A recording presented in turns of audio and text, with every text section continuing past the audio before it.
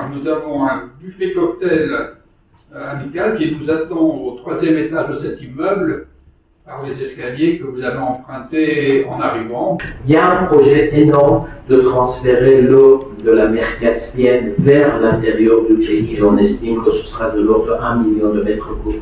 Ce n'est pas encore fait. Et puis il y avait, encore une fois, dans les années 2016-2017, un projet par la même société française dans le domaine de l'eau, qui malheureusement n'a pas fonctionné non plus à cause des sanctions américaines, c'est qu'ils avaient découvert avec des savants iraniens qu'au niveau de la mer d'Oman, sur beaucoup de gens le savent, il y a des couches d'eau douce bloquées entre des couches d'eau salée. Et l'objectif, c'était d'envoyer des navires spécifiques pour pomper cette couche d'eau douce et de le transférer sur le sol iranien. Le projet est tout simplement magnifique, mais bon, encore une fois, les sanctions américaines sont passées par là. Et enfin, je finis sur le fait que finalement, la solution est également la sensibilisation du peuple iranien, ce qui se fait aujourd'hui, pour qu'ils sachent que c'est pas parce que l'eau ne coûte pratiquement rien qu'il faut le gaspiller. C'est une ressource tout simplement stratégique. C'est une ressource nécessaire et importante. Merci de votre attention.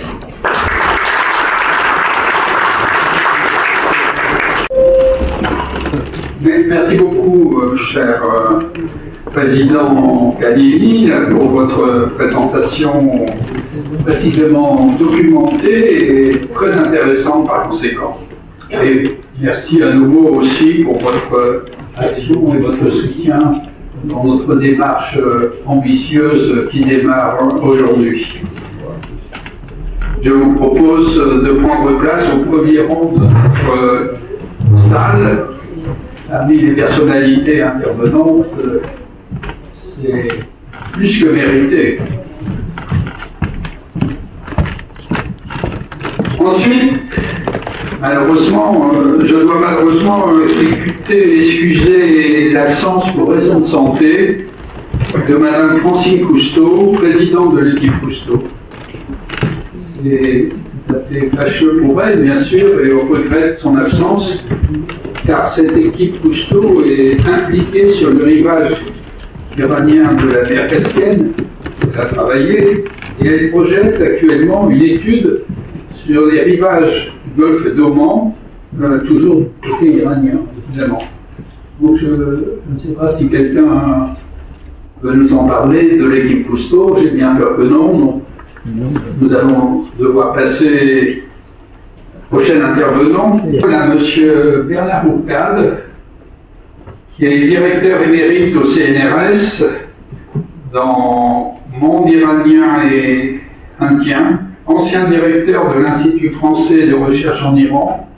Donc c'est à vous, si vous voulez bien, de prendre place sur la tribune pour intervenir une dizaine de minutes, car il faut que nous respections quand même à peu près l'horaire prévu.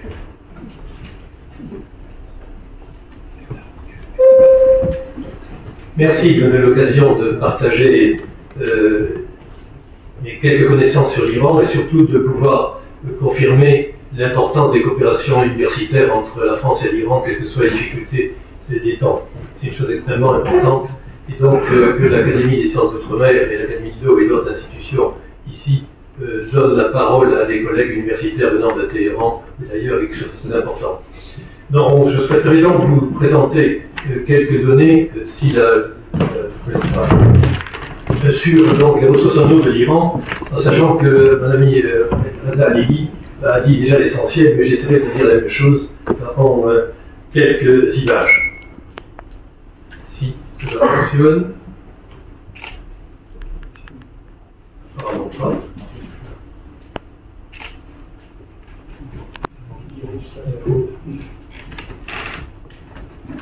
Les airs, c'est vrai, on en a parlé tout à l'heure, les suivants, mais en fait, on dit souvent que l'Iran est un pays de gouvernabilité menaçante, avec une vision extrêmement pessimiste de la situation, et Reza Alili a signalé les difficultés qu'il y avait.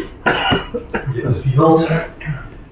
On voit aussi que l'Iran est noyé dans les eaux abondantes et victime du changement climatique. Bref, le changement climatique est à la sauce éternelle et explique tout, les choses sont en fait beaucoup plus simples peut-être que cela. Non. En effet, l'eau est abondante en Iran. L'Iran est un pays où il y a beaucoup d'eau. Beaucoup de pays dans le Moyen-Orient n'ont pas la chance de l'Iran, et vous le voyez, dans les provinces caspiennes que d'autres sont approvisionnés à l'eau, parce que l'Iran a des montagnes. L'Alborz au nord, le Zagros à l'ouest, et ces montagnes arrêtent les précipitations qui viennent de l'ouest ou du nord-ouest, donc, suivant. Et donc, on a effectivement en Iran une écologie assez particulière, puisque les déserts sont au centre de l'Iran, c'est le cœur de l'Iran, et le désert du Lut est le désert le plus absolu du monde, les zones du chaud du monde. C'est donc quelque chose d'épouvantable, ce cœur de l'Iran, mais c'est le cœur du géographique en même temps. Mais en Iran, ce qui est important, suivant, c'est que les montagnes sont l'âme de l'Iran. C'est-à-dire que c'est de là que tout part. Et je prends la photo du mont Damavand, où dans la mythologie iranienne se trouvent les dieux, et c'est le point culminant, c'est le Fujiyama iranien. Tous les Iraniens ont quelque part la photo des candidats aux élections, la photo de Damavand, qu'on soit à droite, à gauche, au milieu, en haut, en bas, tout le monde vante les montagnes d'Iran. Suivante, parce qu'en effet, les montagnes sont en haut, arrêtent les précipitations, ont de la neige, et entre les montagnes et le désert vivent 90% des Iraniens sur le Piémont. L'Iran, c'est le pays des Piémonts. Et l'Iran, c'est le trésor de l'Iran. Parce que la neige, l'eau ne tombe pas simplement pour s'écouler et être perdue dans le désert, non, elle est stockée pendant tout l'hiver, pendant tout le printemps, et il y a de l'eau en Iran jusqu'à la fin de l'été. Autrement dit, ce réservoir naturel est extrêmement important. L'Iran, par contre, est un pays où il y a peu de fleuves. Les fleuves sont secondaires, et surtout ils coulent vers l'extérieur. Voici la carte, vous avez en jaune au centre les fleuves qui coulent vers l'intérieur de l'Iran, et donc ce sont des fleuves qui se perdent dans le désert, mais sur la périphérie du pays, notamment vers l'Irak, vous avez de l'eau en abondance qui va non pas vers l'Iran, mais qui va vers les pays voisins. Et le Karoun et la Kalré, qui sont les deux fleuves du sud-ouest de l'Iran, ont à eux seuls 40% du débit des fleuves iraniens, qui sont ailleurs des torrents. Deux vrais fleuves, c'est Karoun et Kalré. Autrement dit, c'est très dispersé. Et on a parlé tout à l'heure des fleuves frontaliers que l'Iran maîtrise difficilement. Mais l'Iran a su, depuis des millénaires, gérer son eau. Le jardin persan avec les images du paradis, la douceur, la verdoyance, l'harmonie, le calme des jardins persans est très connu. C'est un mythe, c'est aussi une réalité, mais le fait qu'il y ait ce mythe dans la tête de tous les Iraniens est un élément très important, je crois, dans la gestion de l'eau qu'il y a en Iran. On va en parler dans un instant. Parce que, effectivement, depuis des millénaires, les Iraniens ont réussi à maîtriser l'eau qui descendait des montagnes, et vous le voyez ici, en vert les forêts iraniennes, en rouge les zones irriguées, qui entourent le désert central. Mais partout en Iran, les petits filets rouges, vous voyez, correspondent aux zones irriguées, c'est une partie de photosatellite, et donc montre que partout en Iran, on sait gérer l'eau de façon intéressante et originale, avec, diapo suivante, effectivement, la technique des ranats. Ranat, c'est le mot qui est en français donné canal. C'est la plus grande œuvre de travaux publics au monde. Avant les pyramides d'Égypte, avant la Grande Muraille de Chine, les plus grands travaux publics au monde sont des canaux et des ranats iraniens qui vont capter l'eau jusqu'à 200-300 mètres de profondeur sur 30 ou 40 km de long, et ceci sans instruments modernes. C'est donc une technique extrêmement prestigieuse sur laquelle on reviendra, je pense, dans les prochaines conférences de ce cycle, mais c'est aujourd'hui une technique qui est évidemment dépassée parce qu'elle dépendait d'un système social d'organisation de la production dans les villages iraniens sous la direction des grands propriétaires. Il n'y a plus de grands propriétaires en Iran, donc toute la technique, tout le pouvoir politique pour faire des ranats a disparu. Par ailleurs, faire un ranat, c'est aller sous la terre avec des dangers considérables. On n'a plus actuellement des techniciens pour faire cela, plus de main-d'œuvre pour faire cela. On ne va pas se faire tuer pour quelques centimes d'euros de salaire par jour. Autrement dit, les ranats ne sont plus une technique viable, non pas pour des raisons techniques, mais pour des raisons humaines et économiques aujourd'hui. Bon. Les ranats sont abandonnés. Vous avez une carte ici qui représente par canton iranien, par des estans, le pourcentage de ranats qui sont abandonnés. Leur proportion est relativement faible. En bleu, c'est les ranats qui sont un peu abandonnés, si vous voulez. Mais dans certaines régions, l'abandon est très très fort, et surtout ce qui compte, c'est que ces ranats ne sont plus rénovés. Ce sont les ranats abandonnés en 1981. Donc c'est une vieille donnée. Mais aujourd'hui, la production de l'eau par les ranats iraniens est évidemment très faible. Suivant. Pour comprendre aujourd'hui ce qui se passe et les problèmes de l'eau, il faut voir les questions de population. Alireza Aliyi en parlait tout à l'heure. Comment répondre aux besoins d'une population qui se trouvait jadis dans les régions où il y avait de l'eau? La carte de la densité de population est la même que celle de l'eau en Iran, des précipitations. Mais aujourd'hui, cette population n'habite plus les villages, mais habite des villes. Vous voyez ici la croissance de la population entre 56 et 2007, en 50 ans. En 50 ans, qu'est-ce qui s'est augmenté? Téhéran, les banlieues de Téhéran, Karaj, la 5e ville d'Iran, mais aussi Machhad, et surtout, les gens sont aussi allés s'installer, puisque maintenant les techniques modernes avec les tuyaux d'eau permettent d'avoir de l'eau en plein désert. Pourquoi ne pas habiter à Yazd, au centre de l'Iran, ou près d'Ispahan, où effectivement l'eau peut arriver avec des techniques modernes? Pourquoi donc ne pas habiter dans le désert iranien qui est le cœur, l'âme de l'Iran? Et donc les populations ont continué à aller dans des régions où il n'y a pas d'eau.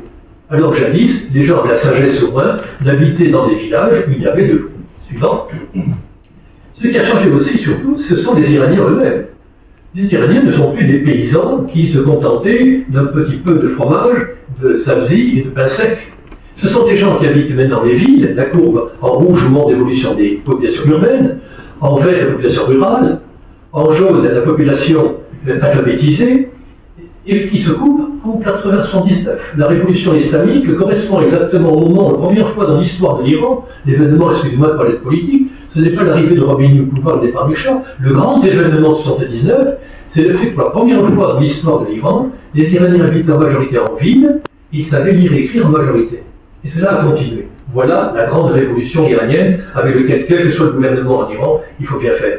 Petit détail aussi, vous voyez, la précédente, le pourcentage de femmes de régions rurales qui savent lire et écrire était quasiment zéro en 1956, et aujourd'hui, c'est 80% des femmes dans des villages qui savent lire et écrire. Ça explique beaucoup de choses aussi, société iranienne. Donc, une société qui a radicalement changé. Suivante. Et cela a coïncidé, évidemment, avec les changements de l'économie. En vert, vous voyez, la chute de la production, le rôle du PIB iranien en matière d'agriculture, c'était 50-60%. Aujourd'hui, on a parlé, c'est moins de 10% du PIB iranien dépend de l'agriculture. On a un autre pays, une autre civilisation, une autre population. Suivant. Et donc, on en a parlé tout à l'heure, l'agriculture représente 90%, schématiquement, les chiffres varient d'une source à l'autre, mais grosso modo, c'est la réalité.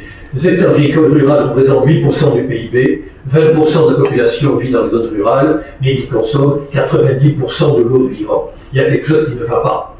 Il y a quelque chose qui ne va pas dans le système. Et donc, parmi ces aberrations, on en parlait tout à l'heure, et les réserves de signaler, l'agriculture. On a donc développé l'agriculture, les tomates. Le riz, excusez-moi. Il fallait montrer que l'Iran, dans les années 70, à l'époque du Shah, est un Iran magnifique, où on pouvait faire tout et n'importe quoi avec l'argent du pétrole. On a donc décidé de faire du riz près de Persépolis. Et dans le nord-est de Persépolis, grande chose magnifique, on a cultivé du riz en plein désert, dans la plaine d'Ardache. Une aberration économique, écologique et économique exceptionnelle, mais ce caractère exceptionnel était permis, puisque tout était permis à l'Iran des années 70. Résultat, on gaspille des millions de mètres cubes d'eau pour faire quelques kilos de riz dans des régions impossibles d'Iran. Ce genre d'aberration est actuellement pris en compte, mais le gaspillage est considérable. Diapo suivante. La production de tomates. En Iran, jadis, on mettait des tomates sur les cholokabas, mais c'était des jours de fête. Aujourd'hui, les Iraniens consomment en quantité industrielle de tomates, produits de luxe, du produit qui est de l'eau à 99,9%, et donc autour des grandes villes, vous avez des productions de tomates très développées, c'est très bien, mais ça consomme des quantités d'eau phénoménales. Et donc, n'y a-t-il pas moyen d'équilibrer les choses? Et vous voyez la diapositive qui est en bas à droite. Jadis, la production de blé en jaune en dessous était parallèle à celle de la pluviosité. Quand il pleuvait, il y avait beaucoup de blé. Quand il y a peu de blé, quand il pleut de pluie, peu de blé. Aujourd'hui, on produit des tomates, quelle que soit la pluie qui tombe. Et donc, il y a un problème d'adaptation. Suivant. Si bien que nous avons construit des barrages. Une politique gigantesque, quand l'eau était nationalisée, comme on vient d'expliquer le professeur Amassi, l'eau appartient à l'État depuis 1967, mais avant, on a construit des grands barrages. La technique permettait tout. Près de Téhéran, le premier barrage d'Amir Kabir a été construit en 1956, et il provisionnait Téhéran en eau. C'est évidemment un barrage gigantesque qui devait prévoir l'eau de Téhéran pendant des décennies.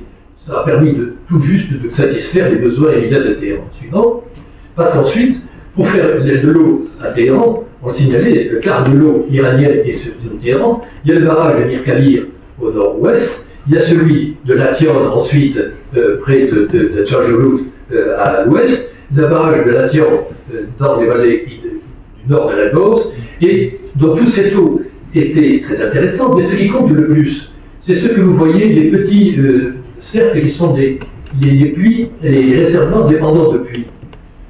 L'eau courante, c'est bien beau, mais ça coûte, il faut payer. J'ai un terrain de 2 hectares en plein centre de Téhéran. Plutôt que d'acheter de l'eau à la municipalité, je vais faire un trou, je fais un forage, c'est possible, une pompe, et j'ai de l'eau chez moi, je ne déclare pas cette eau. Et c'est la catastrophe, la pire de l'histoire récente de l'Iran depuis les années 70. Les Iraniens ont utilisé l'eau des canaux qui coulaient normalement, ont utilisé l'eau des barrages et l'eau publique, ont privatisé l'eau à leur propre compte en faisant des puits dont 90% sont illégaux. Chacun a son puits. Résultat, une catastrophe dans la gestion de l'eau. L'État a nationalisé l'eau, mais ne contrôle pas. Il ne faut pas le dire, c'est la réalité. Et malgré les lois très répressives, elles ne peuvent pas être appliquées. Suivant.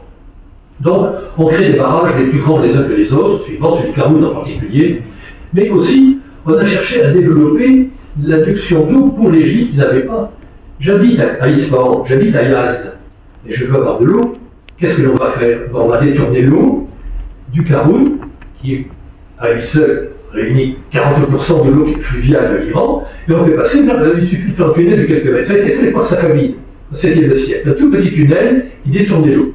Et à partir des années 60, le tunnel était de plus en plus important. Il y a eu 4 tunnels qui détournent l'eau du Karoun pour la porter vers le Zayanderlouk de Isfahan, et ainsi ravitailler la ville d'Isfahan. Mais ravitailler aussi la ville de Kashan et la ville de Yazd. Résultat, non seulement les gens de Yazd pendant 2-3 ans ont eu de l'eau à profusion, mais tout le monde a dit il y a de l'eau à Yazd, donc je m'installe à Yazd, qui est une très belle ville agréable. Résultat, l'eau manque à Yazd aujourd'hui. En moyenne, les Iraniens, on signale, on l'a déjà vu, consomment 150 litres d'eau par jour, ce qui correspond au double, à peu près ce qui se passe en Europe. Or, les Iraniens en particulier dépensent 300 litres par jour, soit 2 fois la moyenne européenne. Ce n'est pas que tous les Iraniens ont une piscine, mais, comme je le disais tout à l'heure, le prix de l'eau est gratuit, concrètement, comme l'essence en Iran, donc subventionné. On consomme de l'eau sans compter. Vous savez, pour climatiser les maisons en Iran, on met le chauffage à fond en hiver, et quand il est trop chaud, on ouvre la fenêtre, on ne réduit pas le chauffage, puisque le fioul est gratuit. Gratuit, c'est-à-dire quelques centimes. Le précédent encore, s'il vous plaît. Encore avant. Donc, voilà. Donc, les besoins, les pertes en eau sont importantes, et donc, finalement, sur les puits, je vais les compter 650 000, 1 million, peut-on, mais peu importe, ces niveaux de production de l'eau privée sont catastrophiques. Suivant. Voici un tableau qu'on pourrait compter en longueur, mais on revient aux choses essentielles. Vous avez en bas, effectivement, l'usage. L'eau potable, c'est 8%.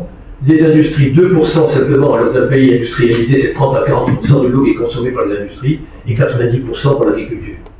L'agriculture qui, effectivement, est, comme le disait un collègue britannique, un jardin négligé. L'Iran a des capacités agricoles considérables, et qui sont très mal gérées. Parce qu'effectivement, on fait un peu n'importe quoi, et surtout, ce n'est pas planifié comme il le faudrait, et un grand nombre d'intérêts. Mais au total, la capacité, le tableau du haut, montrait que par tête d'habitants en Iran, la moyenne de la consommation d'eau renouvelable était de 6 millions de mètres cubes, et aujourd'hui, de 1 300 000. Il y a un vrai problème de l'eau en Iran. Non pas qu'il manque d'eau, mais qu'elle est mal répartie. Suivant.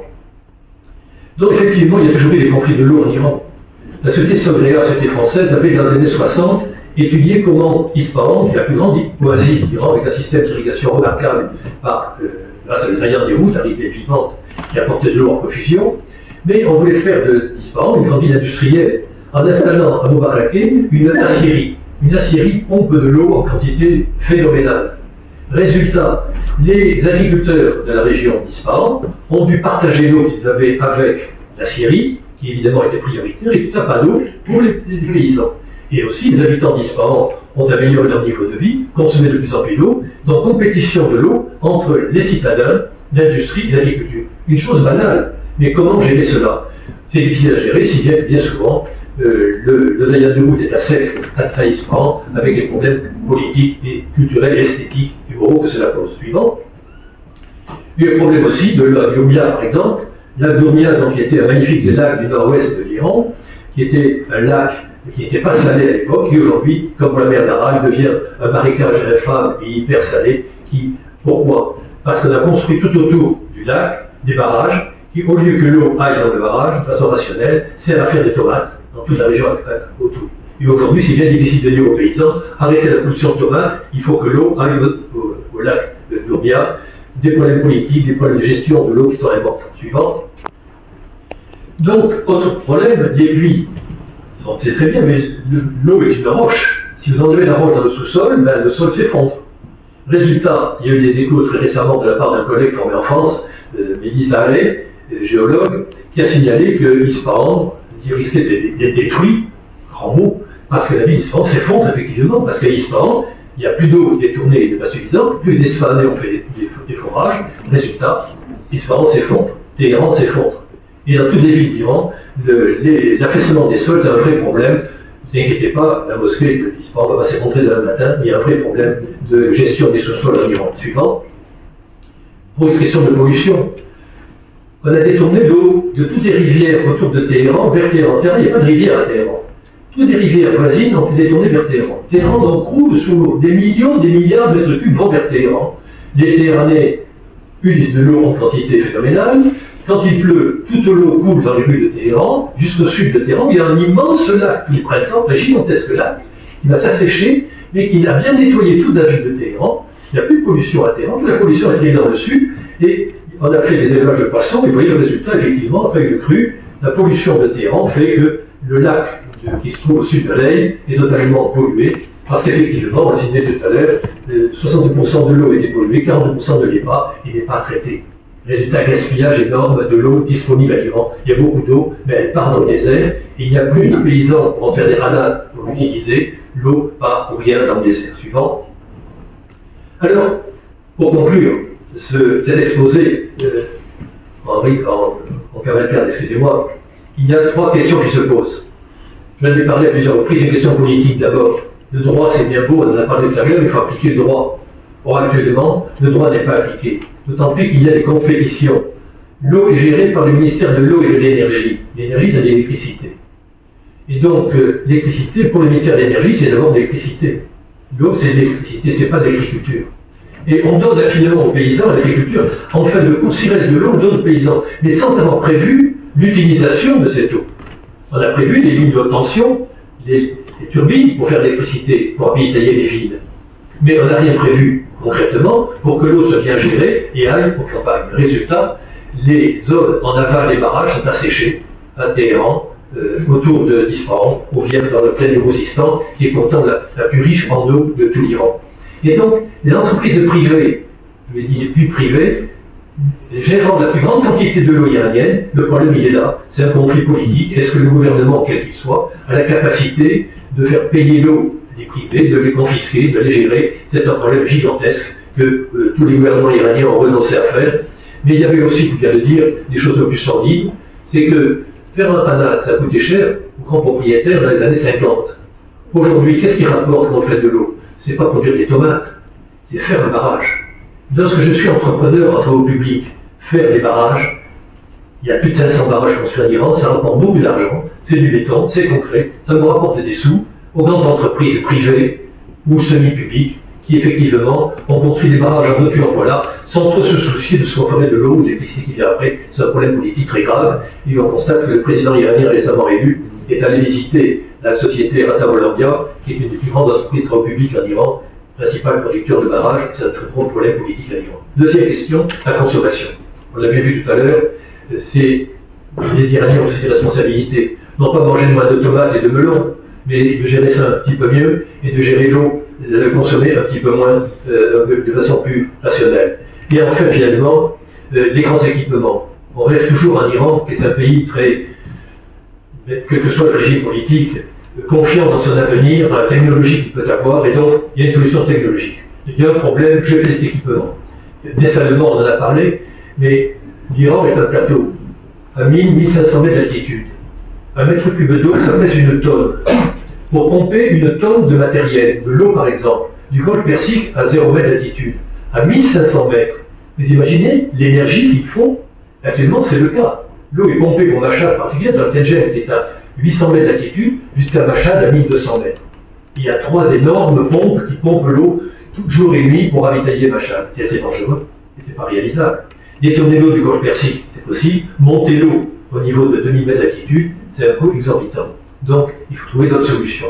On avait même envisagé des solutions absolument dantesques qui reviennent au projet soviétique de détournement des eaux d'Asie centrale vers des eaux de Sibérie vers l'Asie centrale. Les Iraniens ont dit c'est une très bonne idée. Si on demandait à nos amis Tadjiks, Tadjikistan, avec lesquels nous avons très bonne relation, de faire un gros tuyau qui partirait de chez eux pour aller chez nous en traversant l'Afghanistan, qui est un pays très calme, ne posant aucun problème, pour ravitailler Téhéran en eau. Ce genre de projet mirifique et napoléonien ou pharaonique ou iranien simplement est une dans les têtes, mais il faut peut-être revenir à une chose plus banale, plus raisonnable, dernière image, de savoir qu'il y a en Iran de l'eau propre, de l'eau intéressante, en quantité suffisante, il faut simplement savoir la partager. Merci de votre attention. Bonsoir à tous. Alors j'avais prévu de vous passer un petit PowerPoint, mais malheureusement c'est vrai que l'arrivée du TGV a fait que je n'ai pas pu le charger. Alors je vais essayer de vous faire rêver avec des images portuaires internationales. D'un autre côté, n'oublions pas que Jules Verne est nantais qui a su nous faire rêver par des écrits. Donc je vais me lancer à mon tour de ce qu'est Cahiers. Cahiers, ça veut dire comprendre et apprendre l'histoire institutionnelle et économique en région. On a des forces à travers tout le territoire et des histoires et des images et des histoires économiques extrêmement intéressantes à travers tout le territoire. Donc Cahiers est né à Nantes il y a 2 ans, se développe. On est pour le moment interrégional, plutôt Bretagne, Pays de la Loire, Paris et le Val-de-Loire, mais toutes ces histoires économiques sont véritablement, comme je vous l'ai dit, nationales, et les ports, eh bien, sont des portes, comme je l'ai signifié, un port, une porte, et dans le cadre des séminaires et des webinaires dont France Minard vous parlera tout à l'heure, eh bien, nous avons eu l'idée de créer et de trouver des liens entre ces ports. Donc, déjà, on peut commencer par le port de Nantes, puisque je travaille avec le CDMO et l'Université de Nantes. Alors, si on imagine le blason de l'Université de Nantes qui est recensé dans les écrits de Douzier, vous savez, le grand généalogiste de l'Ancien Régime, eh bien, on a forcément, au niveau de l'Université de Nantes, un sceau avec une nef qui pose tout de suite eh bien, la géographie nantaise, puisque dès l'origine, eh bien, Nantes et son arrière-pays et son avant-port qui deviendra Saint-Nazaire, évidemment, ont été en bordure et à proximité de la mer.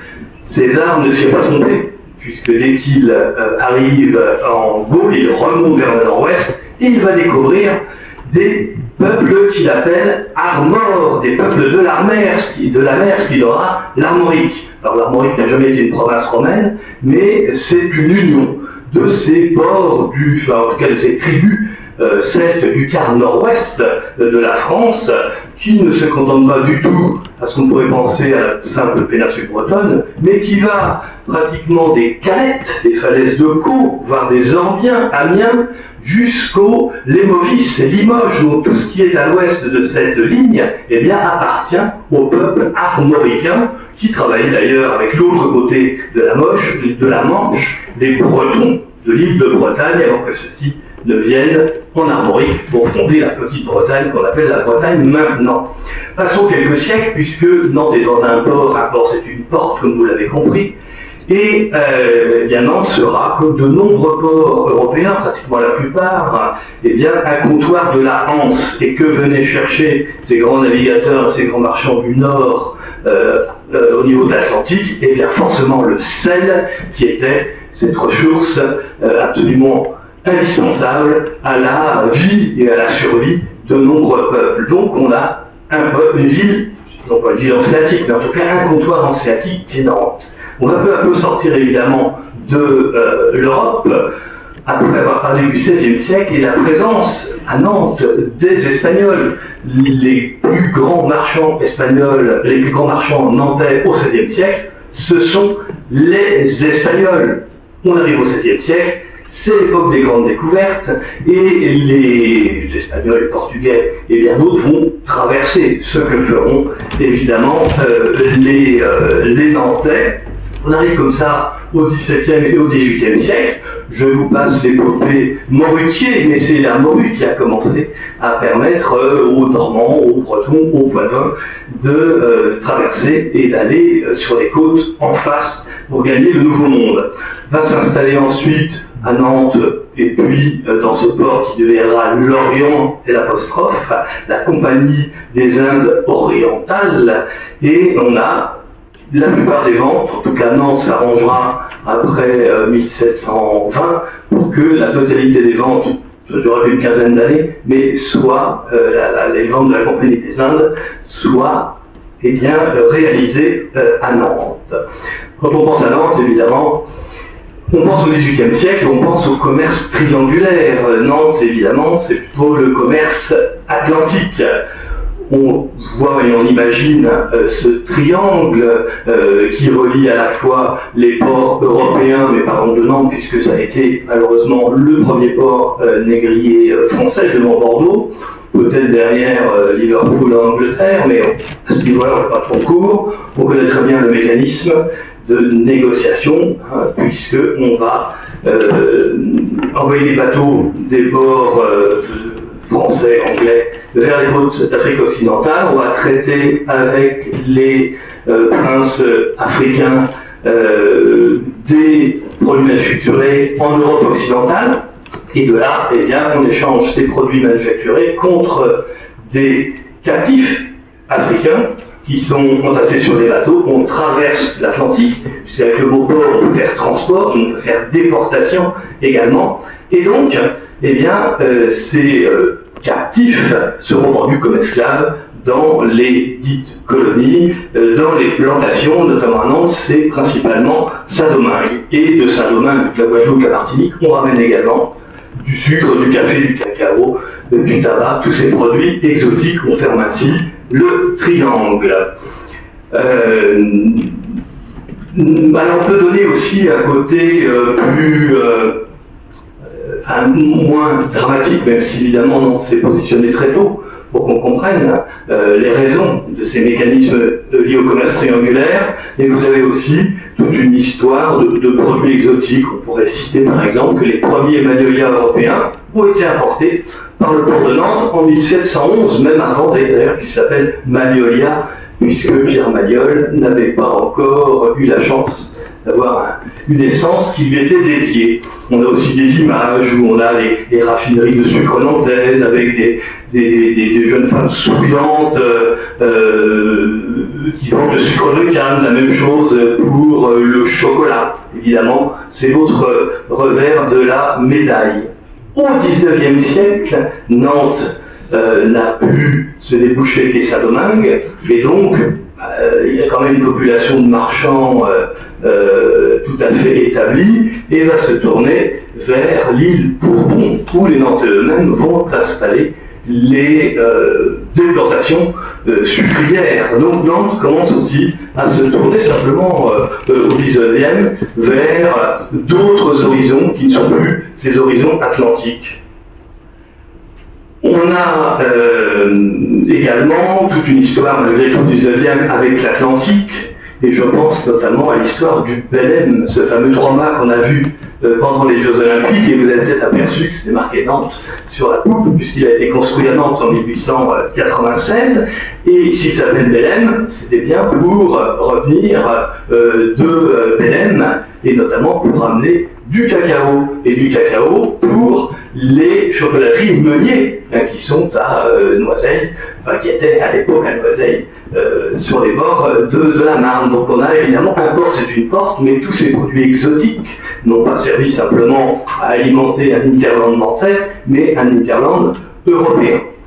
Et au XIXe siècle, on a deux nouvelles lignes, puisque le sucre rapporte moins aux négociants nantais, qui viennent d'ailleurs de l'Europe entière pour s'installer. Si vous prenez le Gotha des vieilles familles nantaises, on a des noms anglais, des noms allemands, des noms hollandais, il faudrait passer des heures pour éplucher tout ça. En tout cas, Eh bien, Nantes est un port oriental puisque vous avez quelques passionnés de la Chine qui vont envoyer leurs bateaux. Les premières mandarines sont ramenées par le port de Nantes, de chez les mandarins, tout simplement. Vous avez également, vous aviez déjà ces lignes aussi pendant la Compagnie des Indes orientales, eh bien, qui étaient ramenées toutes ces assiettes, tous ces vases, dont beaucoup maintenant font partie des collections nantaises, tant du musée de la ville de Nantes, qui est au château que je vous conseille, qu'au musée d'Aubray. Aubray, ce passionné de Chine qui envoie ses bateaux, le fils de France, qui ramène du thé, qui ramène des épices, qui ramène des objets, et qui se fera construire, à son fils fera faire construire un palais monumental à 2 pas du cœur de Nantes pour abriter tout ça. Là aussi, je vous conseille ce musée. Le côté oriental de Nantes, c'est aussi, là encore, les plantes avec les camélias. Les camélias qui sont importés. On parle de roses du Japon, même si à l'origine ils viennent de Chine, mais là aussi, pour la première fois en 1806, par le port de Nantes. Et puis Nantes, eh bien, c'est l'industrie, et toute l'industrie naît du port. C'est pas propre à Nantes, mais à Nantes, c'est symptomatique. Pour avoir de la nourriture conservée, eh bien, les marins ont besoin effectivement d'être nourris. Donc on va développer à Nantes les premières conserveries de sardines. Ça a donné Soupiquet, ça a donné Agneux, ça a donné plein de noms connus. On va être obligé aussi, et ça c'est le cas depuis le XVIIe siècle au moins, voire même avant, on a besoin que les marins aient le ventre plein. Donc on va leur concocter des gâteaux extrêmement lourds, extrêmement secs, déshydratés pour qu'ils ne moisissent pas. Ces gâteaux, pour être secs, on les réhydratera sur les navires, mais ils sont cuits 2 fois. Ils sont biscuits, ces gros gâteaux. Ça donnera naissance après à des entreprises que vous connaissez. Je pourrais citer rapidement le Fèvre-Utile, alors qu'il ne vient pas du tout de Nantes, il venait de Varennes-en-Argonne, mais le lait, les œufs, le transport maritime justement et fluvial a énormément aidé au développement de nombreuses industries. Le Fèvre-Utile et la biscuiterie nantaise sont concurrents que vous connaissez également. L'industrie, c'est également les grands navires, on va parler du Belém, on pourrait parler du France, du Normandie, qui évidemment de port à port, de porte à porte, vont d'un point à un autre, et toute cette activité portuaire va faire naître de la finance, des banques. On avait le Crédit Nantais autrefois, moins connu que le Crédit Lyonnais peut-être, mais en tout cas aujourd'hui assimilé à des grands groupes nationaux. Nantes qui a été longtemps la 2e place boursière nationale après Lyon, Paris, Lyon, Nantes, il y a encore quelques années. Donc on pourrait continuer et puis trouver aujourd'hui avec les produits liés à l'énergie, puisqu'on ne va pas se cacher, se voiler la face, l'Europe a besoin de produits énergétiques, et donc le port de Nantes-Saint-Nazaire, le grand port maritime, est aujourd'hui un grand port énergétique importé de tous les ports du monde. Donc voilà cet éclairage. À quoi va-t-il servir? Eh bien, au prochain webinaire, où là on pourra comparer, travailler entre les ports de Nantes, les ports d'Iran, de voir un petit peu comment tout cela fonctionne, puisqu'on rentre par la porte, un port, une porte. Voilà ce que j'avais rapidement à vous dire de manière synthétique. Merci. Nous allons clôturer cette séance par déjà les prévisions sur cet événement qui a vu le jour aujourd'hui, qui va durer, on l'espère, sur les 9 mois avant un prochain accouchement de clôture, et qui sera consacré donc au regard croisé sur l'eau entre l'Iran et la France. Les prochains événements, eh bien, je vais vous en dire 2 mots de l'un, et puis mon ami France Millard vous parlera des autres. Dans 15 jours exactement, nous allons vous donner rendez-vous à ceux et celles que ça intéresse pour nous retrouver ensemble ici pour un vernissage. Il était inconcevable travailler avec l'Iran sans que la culture iranienne, le savoir-faire artistique, la poésie de ce peuple ne se manifeste à travers le sujet qui est celui de nos rencontres à partir d'aujourd'hui. Et donc le Centre franco-iranien s'est associé à une galerie privée, à une galerie privée qui s'appelle ITAC, qui est un laboratoire photographique argentique, donc de manière traditionnelle, exemplaire, qui se trouve dans le 8e arrondissement de Paris. Et ensemble, nous avons lancé, c'était un peu une gageure, un concours photo sur l'ensemble de l'Iran, concours qui s'adressait à la créativité iranienne, c'est-à-dire aux photographes résidents sur le sol iranien, et on leur a demandé comme travail de nous fournir leur perception, leur vision, leur interprétation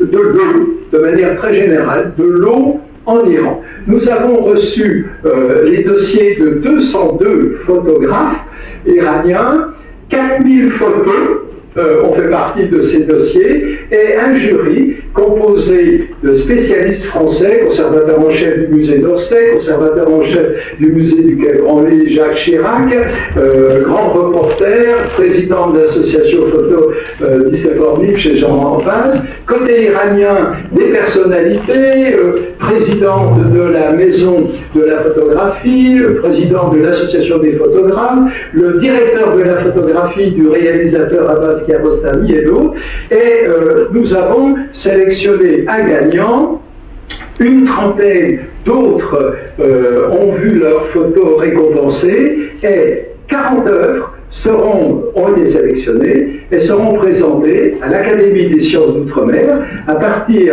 du mardi 8 octobre à 17h30, où nous nous retrouverons au 3e étage sur un fond musical en direct d'instruments traditionnels iraniens qui nous mettront dans l'ambiance de, on va dire, la musique savante iranienne, le mardi 8 octobre à 17h30. Voilà, je vous donne rendez-vous à tous et à toutes pour découvrir cette exposition photo, qui n'est pas une exposition, oui, je souligne, de type géo, c'est-à-dire que notre jury franco-iranien a fait le choix de l'artistique.